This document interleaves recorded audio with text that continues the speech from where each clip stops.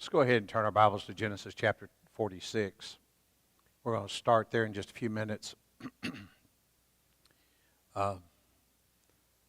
Last week I had no voice whatsoever. I didn't start able to really talk until Thursday.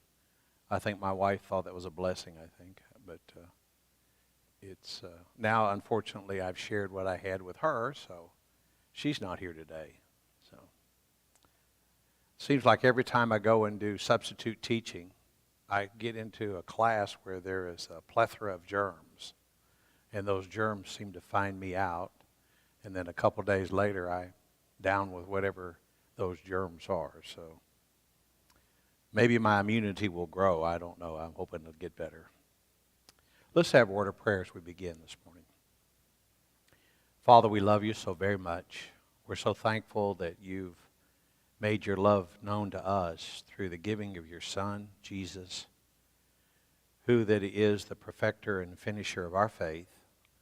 We pray, Father, that we'll always look to him and that we'll let his word guide our lives. And Father, help us to be a people that are a blessing to others. We know, Father, you've blessed us so richly. Help us to be a people that are so thankful, a people that are generous, and a people that are loving. We know that if, as we let our light shine, that we can draw men to you. We ask, Father, that we always seek out those that are lost, that they might be saved. And help us that our faith might grow as we're looking at people of faith, that through their faithfulness it was counted to them for righteousness, that we might be seen as a righteous people because of the kind of faith that we have in you and in your Son.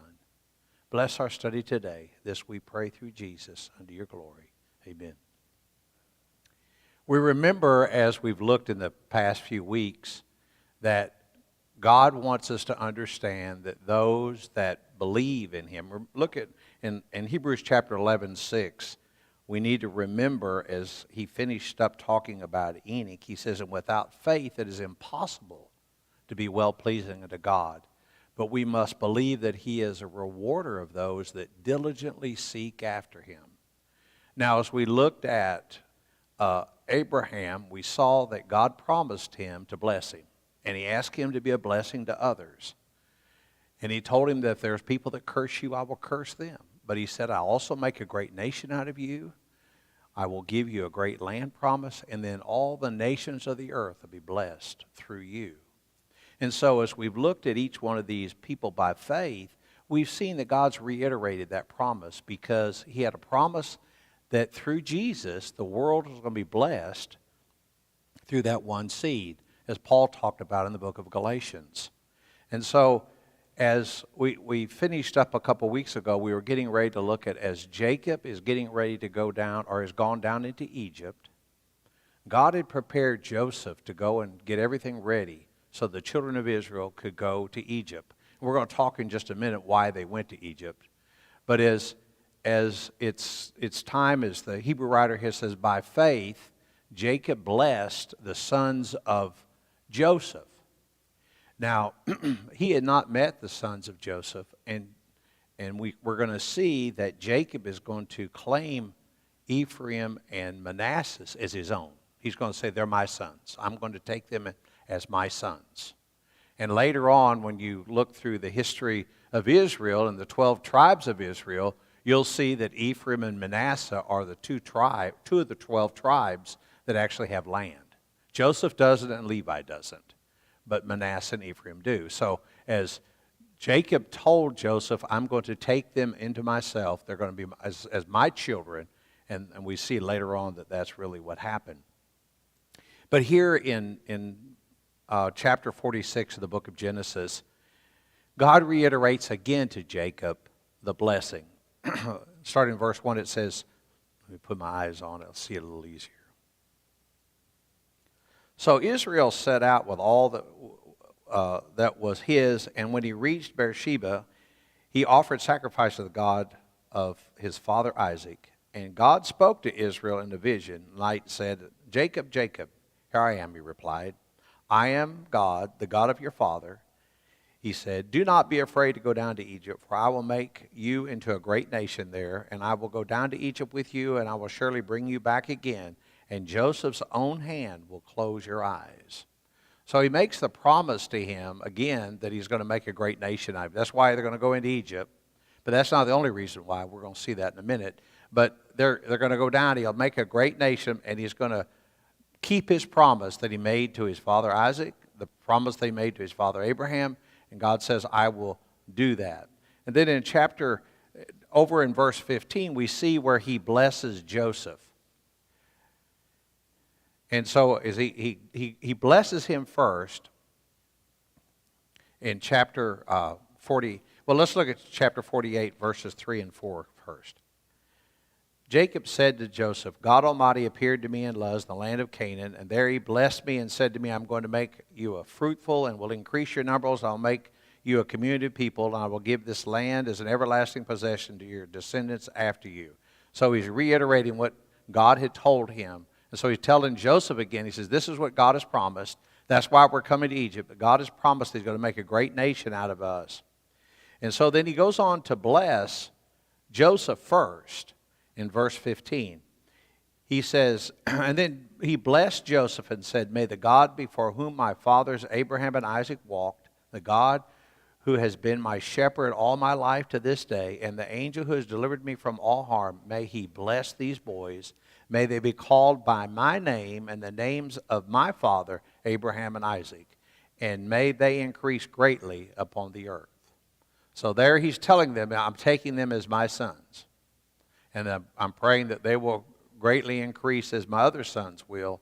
And so he's told Joseph exactly what God had told him he was going to happen to him and how they did. Now, God worked phenomenally through Joseph. And you go back and read all the things that we see how that God worked in Joseph's life to bringing the children of Israel to Egypt. God had a purpose. And we're going to see he's going to make a great number of people, a great nation of them as they come out of Egypt. Now we know that 430 years they're in Egypt. And in that time, if you remember, 70 went down. 70 people went into Egypt. And we'll see later how many of those that come out. But now he's going to bless Manasseh and Ephraim. And I think it's really interesting how what takes place here, because if you remember when Jacob and Esau were being blessed, remember Jacob was the one that was the deceiver and got his father to bless him. Now, God had told Rebekah that she was going to be blessed, that he was going to be blessed, and that Esau would serve Jacob. So here it is that as Jacob's getting ready to do the blessing, notice what he does. Look at verse 19. It says, "But his father refused and said," well, let's go to verse 17. "When Joseph saw his father placing his right hand on Ephraim's head, he was displeased. So he took hold of his father's hand to move it from Ephraim's head to Manasseh's head. Joseph said to him, 'No, my father, this one is the firstborn. Put your right hand on his head.'" And so Jacob, that's not what's going to happen here. That's not what's going to happen. So Jacob takes and puts his right hand on Ephraim and his left hand on Manasseh. And so the very thing that the lesser or the younger was blessed over the older, contrary to what their normal process was. Look what he says in verse 19. "But his father refused and says, 'I know, my son, I know. He too will become a people, and he too will become great. Nevertheless, his younger brother will be greater than he, and his descendants will become a group of nations.' He blessed them that day and said, 'In your name will Israel pronounce this blessing. May God make you like Ephraim and Manasseh.' So he put Ephraim ahead of Manasseh." So as he stood there on his, as the Hebrew writer said, here he is leaning. If you look at the latter part of 48, he's leaning on his staff, and because he noticed here, he said, when he was dying, blessed each of Joseph's sons and worshipped as he leaned on top of his staff. And so he did exactly that. And so they remembered how that God brought them and made the children, or the tribe of Israel, became, or the children of Israel, they became 12 tribes. And that's how God brought it about. And so later when they go into the promised land and they divide the land up, you see how the 12 tribes are divided. And of course, Manasseh and Ephraim are one of those tribes that's divided out. And we notice that Joseph doesn't have land. He was one of the children of Israel. There's no tribe there for him. It's Manasseh and Ephraim because Israel or Jacob took him as their son. And then Levi didn't have land because he became the priest. So the 12 tribes, there were 14, and so there actually were only 12 as it came down to the 12 tribes of Israel, and God brought that about. Now, I think it's important that we understand why they went down to Egypt. Why is it that God wanted them to go to Egypt? And we're going to see several things going on in the children of his children that caused them to take notice. First of all, in chapter 35, Reuben goes in and sleeps with one of the concubines, Bilhah, that is of Jacob. So he defiles his father's bed, and so we begin to see some sin creeping into the camp. There's wickedness going on in Jacob's family. And we're going to see later, if you go through and look at all the blessings in chapter 49 that he gives as he blesses each one of his sons, and you can see that how that he talks about each one of these sons, and we're going to look at one of those in just a minute. But if you look at it, Reuben, he calls him out and tells him that he's because of his wickedness. And then in chapter 38, we see that Judah's son marries a young lady named Tamar. And he dies. And then Onan marries her, who is the next brother, and he does things that are wrong, and he dies. And then we see that there's another son in the Israelite, so that there is an heir to the oldest son. Each consecutive brother should marry that woman and give the first child would be heir to that person. Well, Judah decided he wasn't going to take and marry his next son to Tamar. And so Tamar is concerned that she's been wronged. And so here we see as Judah is on his way, he sees a woman and he thinks that she is a prostitute that is to one of the shrines that's there. And he sleeps with her and she becomes pregnant. Well, so then we find out he's told, all right, you've got this woman that was supposed to be an heir and she's done wrong and here she is with child. Well, of course, Judah's going to kill her. She needs to be killed because she's wicked. And so then he sends the emblems that was recognized who the father was, and he finds out it was him, and he says, I have sinned. She is more righteous than I am. I'm the one that's wrong. And she has twins. And it's interesting that here, because of all this turmoil that's going on in his children, they are living more like the world than people of faith. And God doesn't want them to intertwining with the communities that they live in. He wants them to be a holy people. And if you remember when Isaac was to get a wife, Abraham sent back to where he was from to get people near kinsmen so he would be of the same people. And so they're trying to segregate them. And then we know that Abraham gave them the covenant of circumcision to make them different than all the rest of the people. And so here they are segregated, and God is trying to keep them somewhat segregated so that they can bring about the promise that he's made.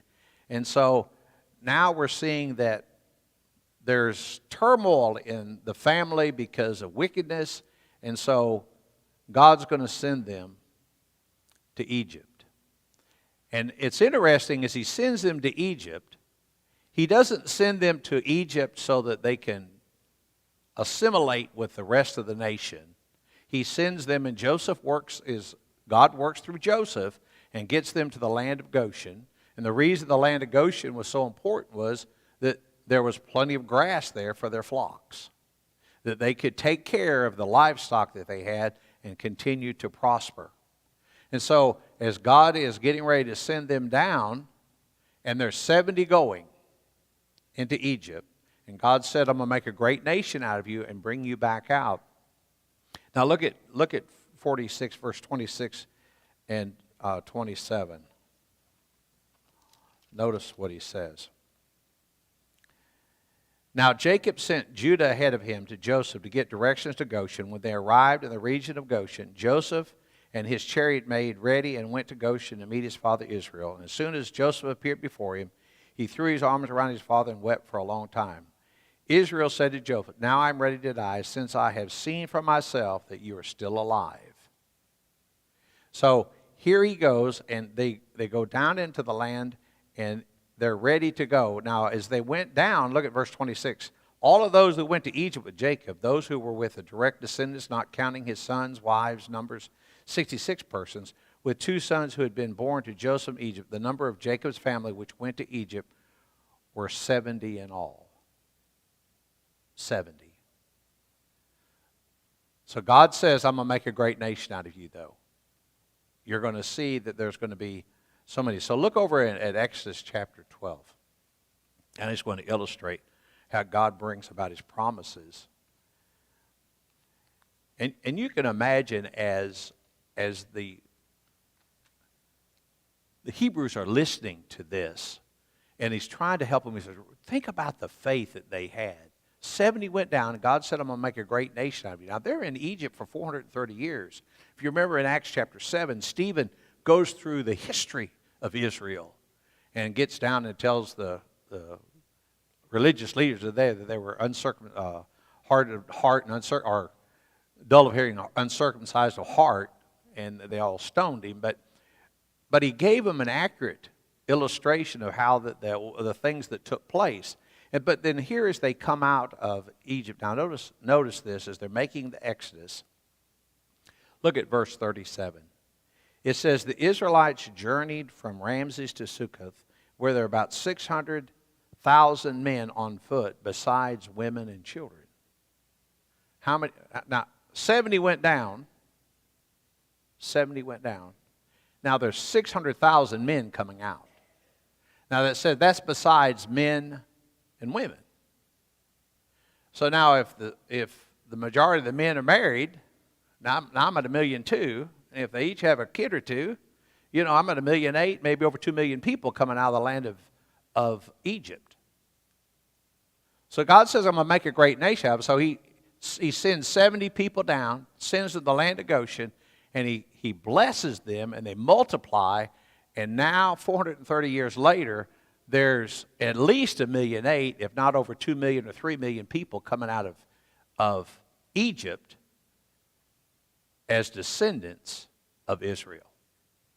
So God kept that promise as he told them that I'm coming out. So there was a reason why God sent them to Egypt. He wanted to separate them. He wanted to make them that they would stay together, that they wouldn't assimilate with the Egyptians. And now later, we know that later on in the book of Exodus, when they worship the golden calf, there is some of the tendencies of the people that were going back and worshiping those things that the Egyptians did. Of course, God wasn't too happy with them when they did that, but we see that God tried to bring them out as a people. So then we see he moves now, once Joseph has been blessed, and as Joseph has been promised that when they came out that his bones would be taken back. Joseph promised his father that when they came out that he would take him back and bury him where he had asked. And so all that took place, and now we see that we know that when they left the land, that they took Joseph's bones and left with him. Now here we see that it says, by faith, Moses' parents had hid him for 3 months after he was born, because they saw he was no ordinary child, and they were not afraid of the king's edict. Now it's interesting in here early in Exodus how that they were. We know that Pharaoh's getting nervous because the children of Israel or too many. You can imagine if you got an army that large decide to revolt and come and take your country, that could happen. So he doesn't want them to grow anymore.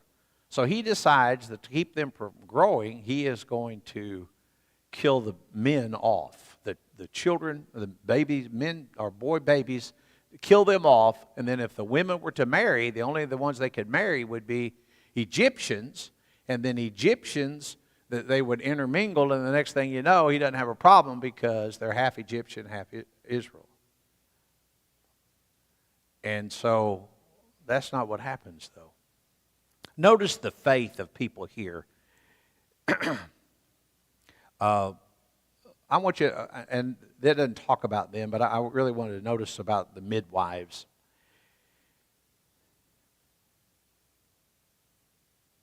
Look at chapter 1 in the book of Exodus with me. It says, the king of verse 15, so the king of Egypt said to the Hebrew midwives, when you help the Hebrew women in childbirth and observe them on the delivery stool, if it's a boy, kill him. But if it's a girl, let her live. The midwives, however, feared God and did not do what the king of Egypt had told them to do. They let the boys live. Then the king of Egypt summoned the midwives and asked them, why have you done this? Why have you let the boys live? Now, they were not afraid of Pharaoh. They feared God. They knew that killing babies was wrong. I'm not going to go into a commentary. We could go on and talk about killing babies, but they knew killing babies was wrong, and so they did as God said rather than what Pharaoh said. And look what it says. The midwives answered Pharaoh, Hebrew women are not like Egyptian women. They are vigorous and give birth before the midwives arrive. Now,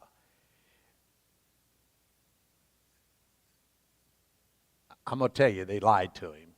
And I'm glad that he didn't realize they're lying to him. But so God was kind to the midwives. The people increased and became even more numerous. And because the Egyptians feared God, he gave them families of their own. Then Pharaoh gave the order to all of his people, every boy that is born you must throw into the river, but let every girl live. So another decree came. He told the midwives to kill them. They didn't do it. So now he's told all the people, not just the midwives, every one of the children of Israel, they were told, if you have a boy, you're to throw it in the river and let it drown. You're to kill it. Now, I think it's interesting. Moses' mother and father were people of faith because they realized that their son was extraordinary, that God had a plan for him, and so they did kind of technically do what Pharaoh told them to do. They put him in the river. They may not have thrown him there, they placed him there, but they did that. It says, now notice in chapter 2, it says, Now a man in the name the house of Levi married a Levite woman, and she became pregnant and gave birth to a son. When she saw he was a fine child, she hid him for 3 months. So now that they've hid the child, they've hid Moses so that they couldn't find him. And when they could no longer hide him, they put him in the basket that was waterproof, and they put him in the river with the bulrushes. And so now here he's along the bank of the Nile. He says, stood there watching just to see what happened to him. Then Pharaoh's daughter went down to the Nile to bathe, and her attendants were walking along the riverbank. She saw the basket among the reeds, and she sent her slave girl to get it. She opened it and saw the baby. He was crying and felt sorry for him. This is one of the Hebrew babies, she said. Now, she realized that he was a Hebrew baby. Now, how do you think she knew he was a Hebrew baby? He was circumcised. So she realized he was, because they had kept the tradition of the Israelites to do that. And so here this baby is, and she opens up the blanket and sees that he's a Hebrew baby. And so God intervenes and works in Moses' life to bring it about, because he has something in mind for Moses to do. And so by faith, they didn't fear Pharaoh. His mom and dad did not fear Pharaoh. They saw that there was something special about him, that they saw he was no ordinary child, and they were not afraid of the king's edict. It was by faith. They knew that God could deliver them, and that he could deliver Moses, or their child, this little boy, if need be. And so here, as a result, we see that it goes on to say, yes, went and got the baby's mother, and so then Moses' mother became a wet nurse for him, took care of him until such time, and says, so the woman took the baby and nursed him, his mother. And when the child grew, she took him to Pharaoh's daughter, and he became her son, and she named him Moses, saying, I drew him out of the water. So now we know that Moses is raised in Pharaoh's household. He's educated. And so, but he knows he's a Hebrew. He knows that he is not an Egyptian, but that he's a Hebrew. And so, in verse 24 of chapter 11 of the book of Hebrews, it says, by faith Moses, when he had grown up, refused to be known as the son of Pharaoh's daughter.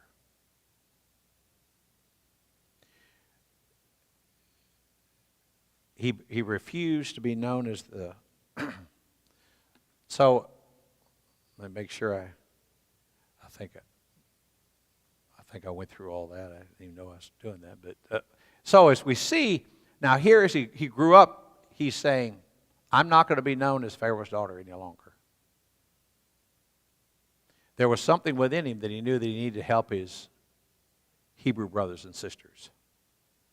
And so he chose to be mistreated along the people of God rather than enjoy the pleasures of sin for a short time.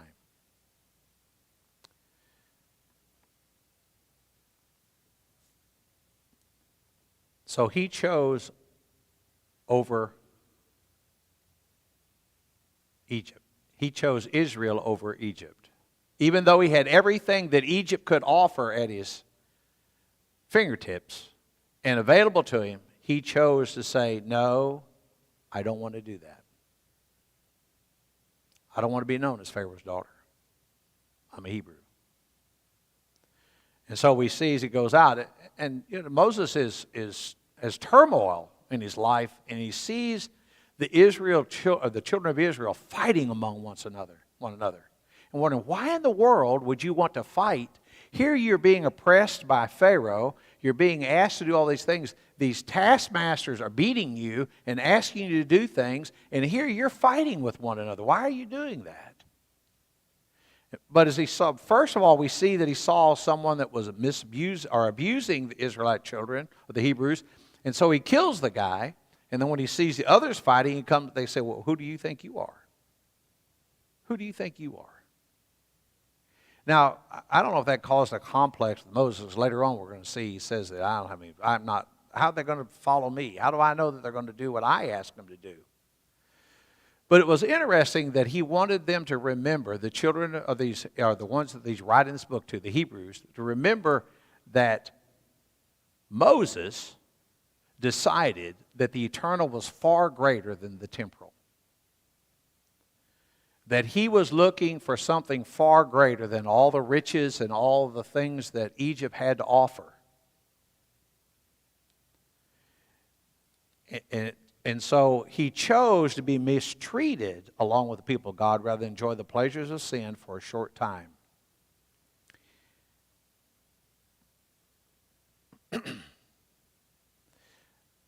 The point I think he's really trying to make here is that Moses wanted to persevere. Now, if you remember in this whole section here, he's telling these Hebrews that they need to persevere, that they need to remember that, as he talked to them earlier in the book, that Jesus is greater than Moses. Moses was the lawgiver, but the house that Moses lived in was built by God. Jesus is the Son who is part of the builder, and the owner is greater than the house. And so he kept trying to remind them that Jesus is far greater than Moses is. And if you look at Moses, Moses decided that when he realized that who he was and what he was, that he'd rather have the eternal rather than the temporal. And so he says, I'm going to denounce that I'm Pharaoh's daughter. I'm going to identify myself with the Hebrew children. And I am going to do what God wants me to do so that I can be identified that way. And so as we see that he runs to the land of Midian, as he knows that Pharaoh makes the decree that he'll be killed because he's killed an Egyptian. And so he leaves. He leaves. Now, God is going to work in his life to make it so that he comes back. Now, one of the things that you remember, Abraham gave the children of Israel circumcision. Moses gave the children of Israel the Passover. So those are two of the greatest things that are in the culture of Israel, is circumcision and the Passover. And so they're revered and looked at as great people of faith by the Hebrew people. And so God is saying here, now look, he didn't want to look at the things that you hold on to here in life as important. He looked to eternal things. And you, as Christians, need to look towards eternal things, not things that are here. Not the houses, not the things that you can have. And so he said Moses did. Moses turned aside away from all the things that the world had to offer, and he chose to be mistreated along with the people of God rather than enjoy the pleasures of sin for a short time. People of faith, the Hebrew writer is telling us, is they do not participate in the pleasures of the world. They look to the things that are eternal instead. They cast away those and look to the things that are eternal. Pleasure is for a short time.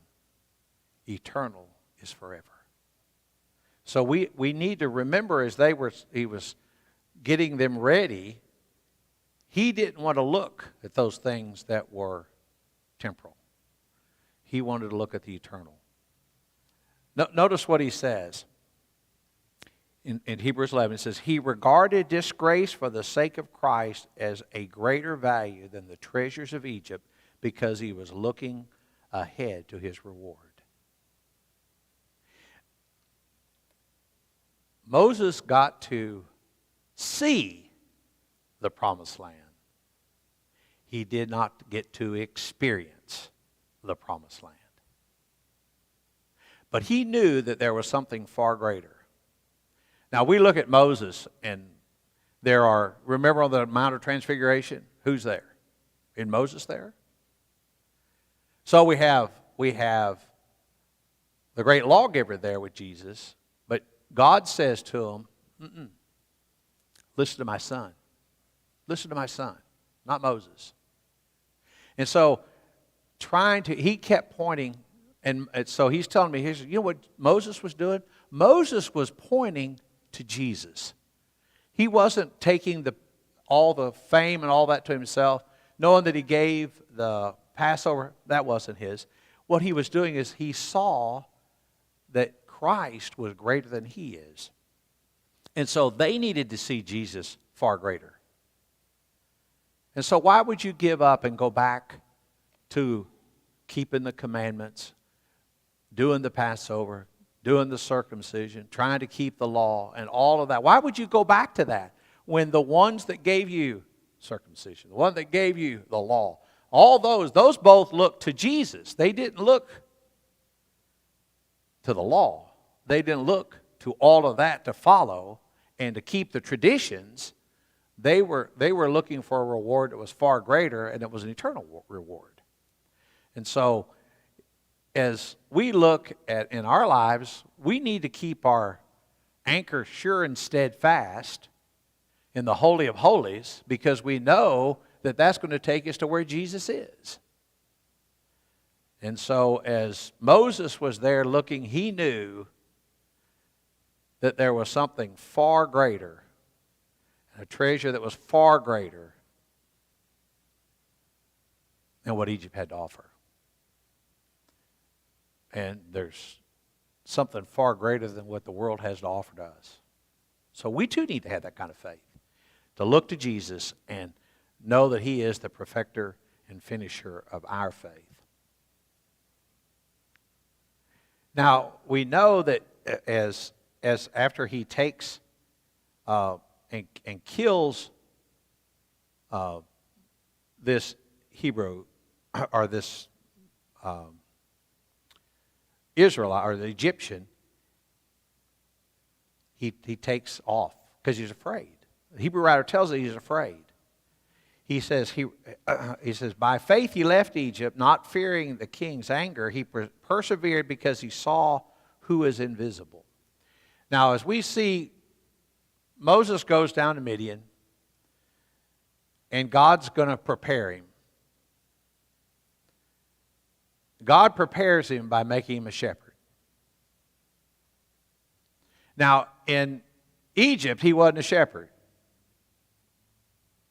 But he's going to have to be a shepherd because he's going to have to lead these couple million people out of Egypt. And a shepherd in those days always walked before the sheep, not behind the sheep. And so, as he was going to shepherd the people out of Egypt, God sends him to Midian to get him ready. And so here he is keeping his flocks and learning to be a shepherd. But look, and so in Exodus chapter 2 and verse 23, we see it's time now for God to work with him. It says, during the long period the king of Egypt died, the Israelites groaned in their slavery and cried out, and their cry helped because of the slavery went up to God. God heard their groaning, and He remembered His covenant with Abraham and with Isaac and with Jacob. So God looked on the Israelites and was concerned about them. Boy, isn't it nice to know God's concerned about us? He knew they were suffering, and He knew it was time. He knew it was time. Now, as Moses was tending the flock of the brethren, his father-in-law, the priest of Midian, he led the flock to the far side of the desert and came to Horeb and the mountain of God. There the angel appeared to him in the flames of the fire from within a bush. Moses saw that through the bush was on fire, it did not burn up.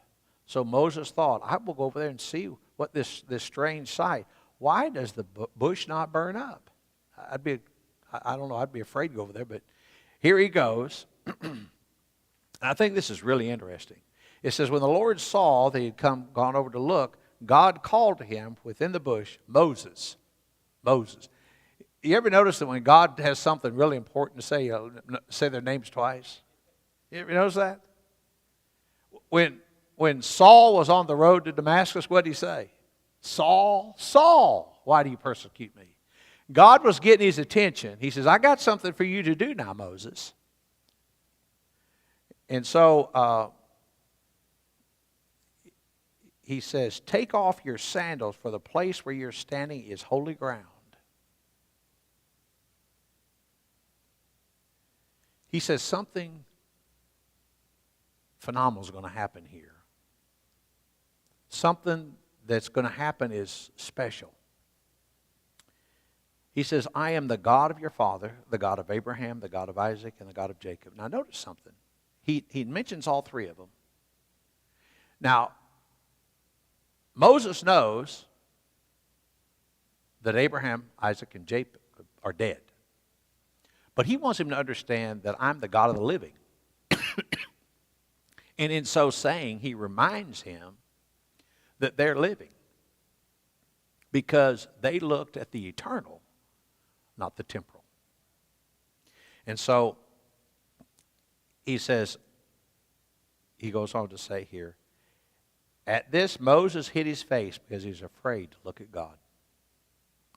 And the Lord said, I have indeed seen the misery of my people in Egypt, and I've heard them cry out because of their slave drivers, and I'm concerned about their suffering, so I have come out to rescue them from the land of Egypt and to bring them up to the land into a good and spacious land, a land flowing with milk and honey, the home of the Canaanites, the Hittites, the Amorites, the Perizzites, the Hivites, and the Jebusites.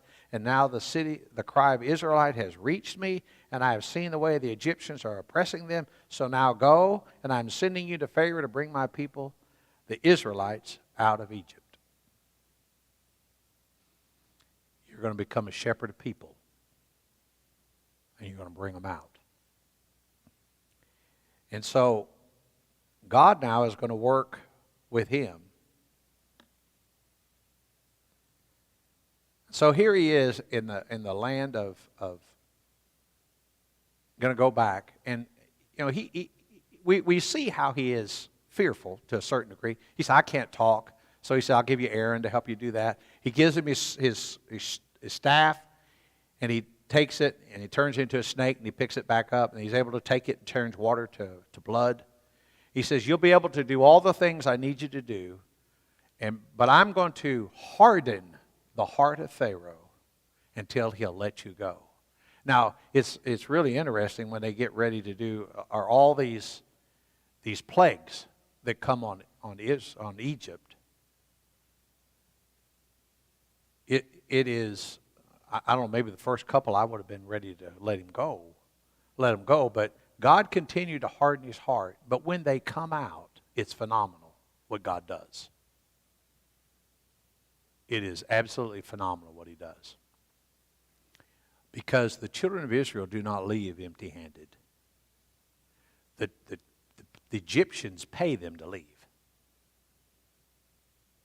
Take whatever you want. You take the gold, the silver, you take anything, the livestock, whatever you want, take it. Just go. Just go. You can have anything you want. Just go.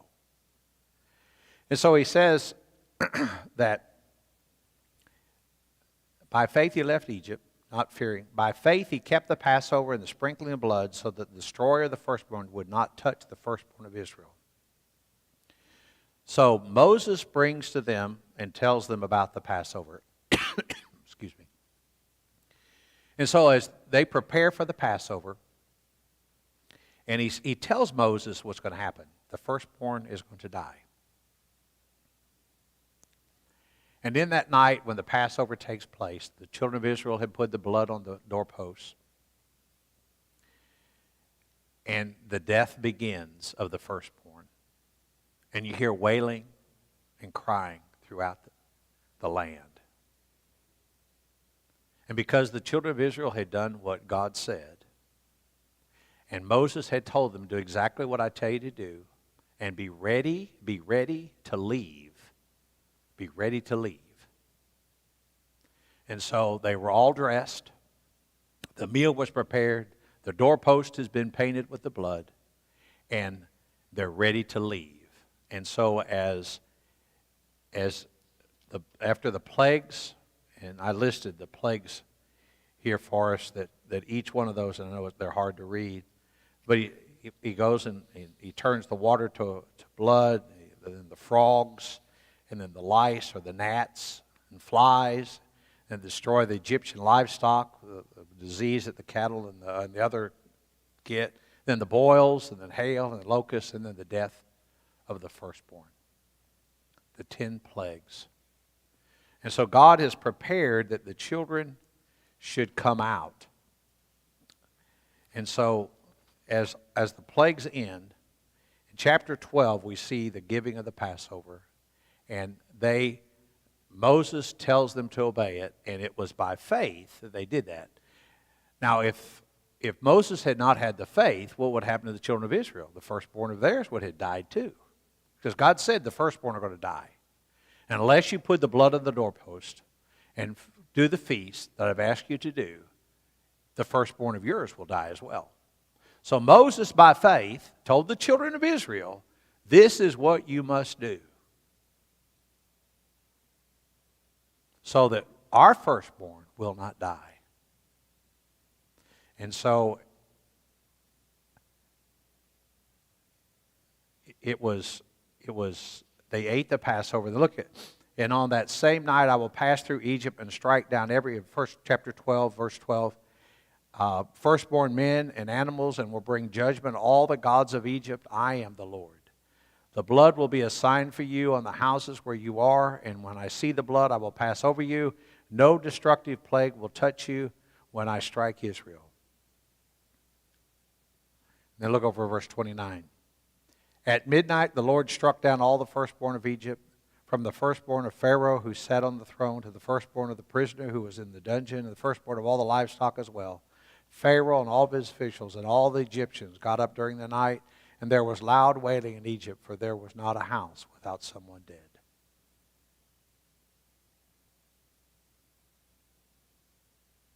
During the night, Pharaoh summoned Moses and Aaron and says, Up, leave my people. You and the Israelites go worship the Lord as you requested. Take your flocks and herds as you go, and also bless them.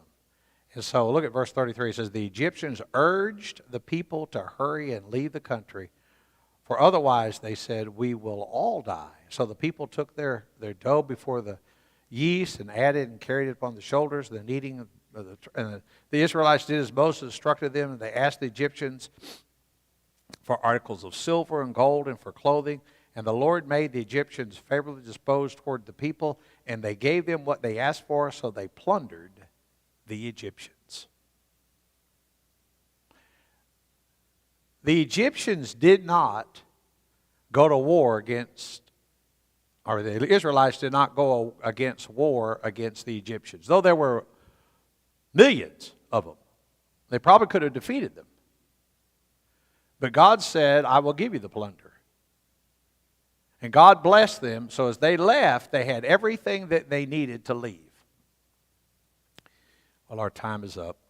I guess we'll finish up next week with looking at Moses. And then if you would take a look at some of the judges. We're going to try to get into some of those next week as well. I appreciate your attention, and we'll finish up there.